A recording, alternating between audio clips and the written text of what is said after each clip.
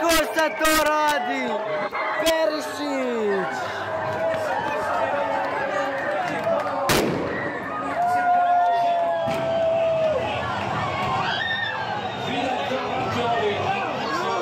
Kakva golčina!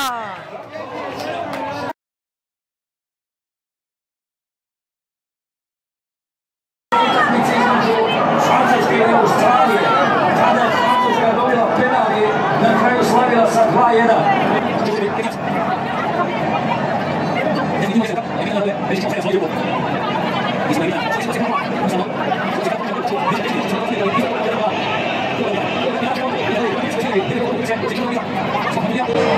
Pitanja kaže Penal!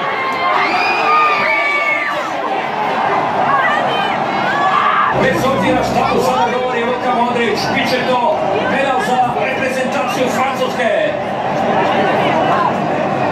Griezmann, 3 gola na ovom prvenstvu. Francuska tako ulazi u istoriju, rekao sam taj prvi penal dosuđen tehnologijom, bio je upravo za Francusku protiv Australije. Evo sada upetljala se videotehnologija i ovo veliko finale.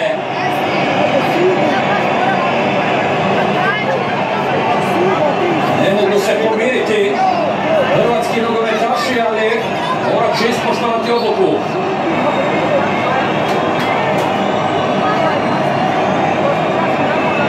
Posljednjih 5 penala, sve je pogodio. 3 desno, 2 lijevo, ali Zubašić je pokazao da je majstor za 11 terce. Pošto su 3 minute.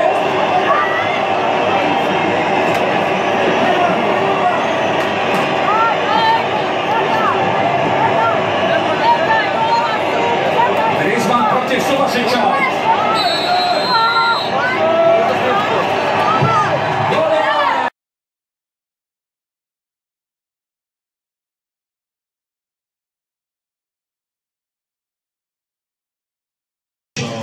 Svejedno malo.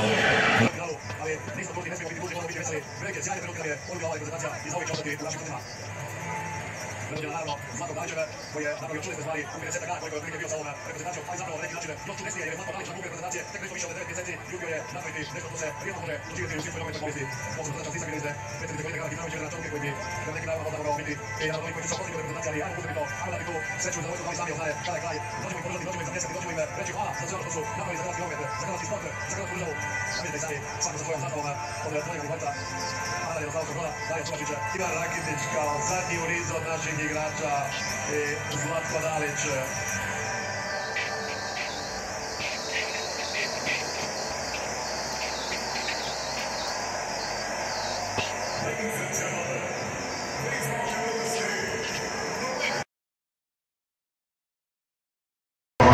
Saveza iza leđa naših igrača.